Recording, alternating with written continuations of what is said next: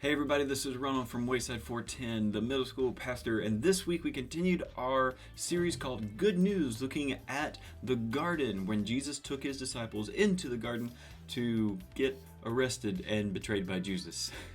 I think I should have maybe named this series something different. The news gets good eventually, but it's not good yet. No. I started out the lesson by telling the students about what I spent my weekend doing, which was pulling up roots that were going underneath the garden wall close to my house because I was concerned that they were going to get to my foundation. And so I spent the weekend pulling those roots out from underneath the garden wall, but unfortunately the wall had already cracked. And so even though we got the roots out and the wall was beginning to settle, you could still see the crack where it was still there.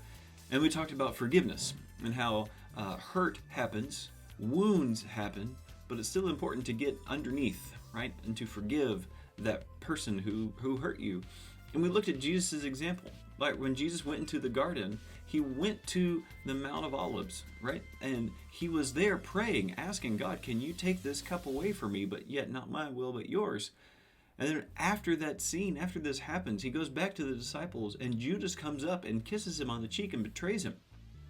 And in that moment, the disciples all ready to go, take their two swords that Jesus told them they should have. And whoever it is, Peter possibly cuts off this guy's ear. And there were two possibilities here. Either A, the guard just ducked out of the way just in time so that Peter didn't hit him, but just hit his ear, or Peter's just a really bad swordsman.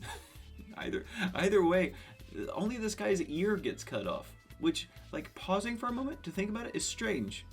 And yet, Jesus bends down, picks up the ear, and reattaches it, right? He heals this man in the process of this man arresting him.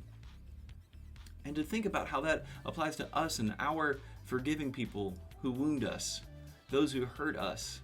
Right? This guy is going to arrest Jesus and take him to be crucified, and yet Jesus stops in the midst of this and heals him. So our main point from yesterday was even when you're wronged, strive for healing. Jesus wasn't wrong, or Jesus was wrong. He was the only one in the right.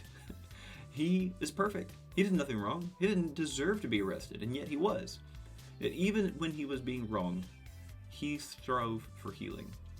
So these were our two main takeaways. Forgive, even when you're in the right, and try to heal, even when you're the one who's been hurt. We talked about these things so that we could try to get our minds wrapped around of the heart of Jesus. So maybe you can ask your student, why is it hard to forgive someone who hurt you? What's the hardest thing about forgiveness?